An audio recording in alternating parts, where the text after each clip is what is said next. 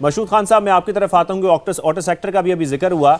Auto sector के लिए ये बजट हौसला अफजा है वाकई या मजीद मुश्किलात पैदा करेगा? अगर हम कुछ जिक्र कर लें डिटेल में कि कायमा कमेटी में जो सबसे ज़्यादा बहस हुई है वो नई ऑटो पॉलिसी को लेकर हुई है। जो लोकल मैन्युफैक्चरर्स हैं उनकी गाड़ियों की जो नाकिस क्वालिटी है उस पर शदीद तनकीद की गई। फिर जो मार्केट में मुकाबले की फ़ज़ा बेहतर करने की सिफारिश है वो भी की गई। अब सबके जहन में एक सवाल ये भी पैदा होता है कि क्या इस बजट के बाद हम देखेंगे जो गाड़ियों की कीमतें हैं वो कुछ कम होती दिखाई देंगी, या सिर्फ ये जो महंगी गाड़ियां हैं उस पर ही ड्यूटी बढ़ाई जा रही है और कोई प्रॉब्लम नहीं है? जी हाँ, अस्सलाम वालेकुम, थैंक यू वेरी मच। सबसे पहला तो नुक्ता निगाह ये होना चाहिए, क्या किसी भी एक कंट्री के लिए इंपोर्ट बेस्ड इकोनॉमी होनी चाहिए या हम कोई इंडस्ट्रियल पॉलिसी बेस पे हम एक्सपोर्ट इनहांस कर पाएंगे? एक बात। दूसरी बात यहाँ पे ये कही गई है कि आप टैरिफ कम करना चाह रहे हैं, या जो कमेटी की मीटिंग थी उस कमेटी की मीटिंग में देखें एक ही शख्सियत ने बात की और वो बात की कि यार ओवरसीज गाड़ियों की इंपोर्ट खोल दें या उनके फंड्स की प्रॉब्लम्स आ रही हैं। बात ये नहीं है। बात ये होनी चाहिए कि हमारी इंडस्ट्रियल पॉलिसी कहाँ है, क्या है जहाँ पे हमारी लोकलाइजेशन हो, हमारी इंपोर्ट सब्स्टिट्यूट हो। आप देखें पाकिस्तान में इस वक्त टॉप 3 कंट्रीज पाकिस्तान में आई हुई। जापान टेक्नोलॉजी लेकर आया, कोरियंस आया और चाइनीज इस वक्त। और चाइनीज दुनिया में अपने आप को रिकॉग्नाइज किया ऑटोमोबाइल इंडस्ट्रीज में।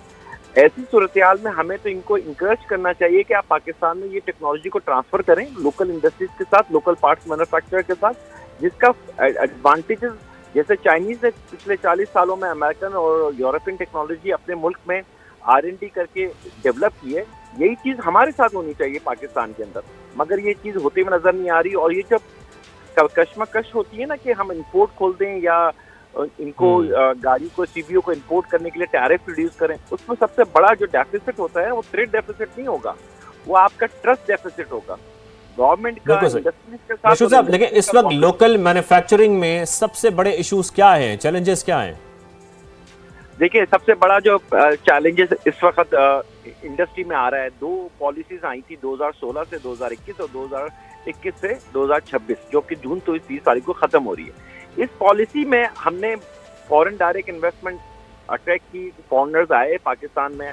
मगर इस पॉलिसी में जो गैप्स था, जो मिसिंग पॉइंट था, वो ये था कि यार अपनी टेक्नोलॉजी को भी पाकिस्तान लेकर आए, असेंबली से मैन्युफैक्चरिंग की तरफ आए। इस वक्त सब असेंबलीज हो रही हैं हमारे यहाँ, मगर कोरियंस और चाइनीज ने टेक्नोलॉजी ट्रांसफर नहीं की। गवर्नमेंट की पॉलिसी ये होनी चाहिए कि ये हम जब फॉरेन डायरेक्ट इन्वेस्टमेंट करते हैं तो पाकिस्तान की मार्केट के साथ साथ आप उनको अट्रैक्टिव दें कि पाकिस्तान से एक्सपोर्ट करें। Pakistan is a right hand drive और दुनिया में 57 कंट्रीज ऐसे हैं जो राइट हैंड ड्राइव हैं, तो पाकिस्तान इसका हब बने। जैसे जापान ने थाईलैंड को बनाया, जापान ने इंडोनेशिया को बनाया, जापान ने डिफरेंट कंट्रीज को बनाया। Why not we are as a hub Chinese के लिए कि पाकिस्तान से राइट हैंड की कंट्री। लेकिन जब लोकल मैन्युफैक्चरिंग की बात हो रही है तो फिर क्वालिटी कॉम्प्रोमाइज होती है और इसी पर तनकीद की जा रही है। हम जब देख रहे हैं कि जब भी इस पर बहस होती रही हुकूमत की तरफ से तो यही तनकीद सामने आई कि लोकल मैन्युफैक्चरिंग में जो क्वालिटी है उसको बहुत ज़्यादा कॉम्प्रोमाइज किया जाता है। उसकी बेहतरी के लिए फिर क्या फैसिलिटेशन होनी चाहिए हुकूमत की तरफ से? देखिए इसमें जो सबसे बड़ी चीज़ है ना, जो ये कंज्यूमर आपका या एक गवर्नमेंट ये समझती है, मुझे बताएं टॉप 10-15 ब्रांड्स पाकिस्तान में इस वक्त हैविल चाइनीज का टॉप ब्रांड आ रहा है, BYD पाकिस्तान में टॉप ब्रांड आ रहा है, होंडाई है, किया है, and then Toyota, Honda and Suzuki. क्या आप ये समझते हैं कि ये अपनी क्वालिटी में कंप्रोमाइज करेंगे? ये जो परसेप्शंस हैं लोगों की मिसगाइड करने के लिए, वही लोग हैं जो इंपोर्ट को ओपन करना चाहते हैं, इंडस्ट्रियलाइजेशन के खिलाफ है। देखें इंडस्ट्रियलाइजेशन जब होती है ना तो टेक्नोलॉजी ट्रांसफर होती है। इन लोगों ने, जापानीज ने कर ली, कोरियंस और चाइनीज की टर्म्स है कि आने वाले अगले 10 इयर्स के अंदर वो हम लोगों को ये टेक्नोलॉजी ट्रांसफर करें पाकिस्तान के अंदर और उसको अपग्रेड करें। बिल्कुल सही। अच्छा, यहाँ पर एक पॉइंट और भी मैं आपसे जानना चाहता हूँ, जो महंगी दरामदी इलेक्ट्रिक गाड़ियाँ हैं उस पर 30 से 40% एक्साइज ड्यूटी लगाने का मकसद क्या है आपके नज़दीक? फिर 3000 सीसी की जो लग्जरी गाड़ियाँ हैं उस पर भी 92% ड्यूटी से आपको लगता है कि दरामदात कम होंगी? लेकिन दो पॉइंट हैं, इसको इस निगाह को भी देखिए। एक तो आप ये रियलाइज करें पाकिस्तान एक फंडिंग प्रोग्राम में, जब हमारी गवर्नमेंट के साथ मीटिंग हुई बजट से पहले भी, तो मैंने उसमें भी ये पॉइंट आउट हाईलाइट किया।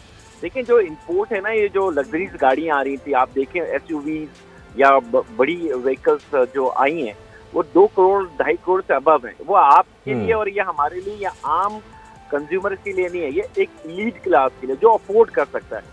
गाड़ी खरीदी जाती है पाकिस्तान में उन लोगों के लिए जो कि फर्स्ट यूजर होते हैं, और जो एलीट क्लास होते हैं ना, उनके पास आइस इंजन यानी कि पेट्रोल वाली गाड़ी भी खड़ी है, उनके पास हाइब्रिड गाड़ी भी खड़ी है, और अब उनके पास इलेक्ट्रिकल व्हीकल्स है। They can be afford, they can be पे। इस वक्त पाकिस्तान को एक फंडिंग प्रोग्राम से अगर निकलना है, तो जो बड़ी गाड़ी, लग्जरीज गाड़ियां अगर उसमें एक्साइज ड्यूटी ऐड ऑन हो रही है, तो वो मजबूरी है पाकिस्तान की। इस वक्त गवर्नमेंट के पास दूसरा कोई सोल्यूशन नहीं है, तो वो तो आहिस्ता आहिस्ता वरना इंडस्ट्री को खत्म करके आपकी सैलरी पे, पर्सन पे टैक्स लगाएगी या दूसरी जगह पे लगाएगी, क्योंकि हम टैक्स नेट तो बड़ा नहीं कर पा रहे ना।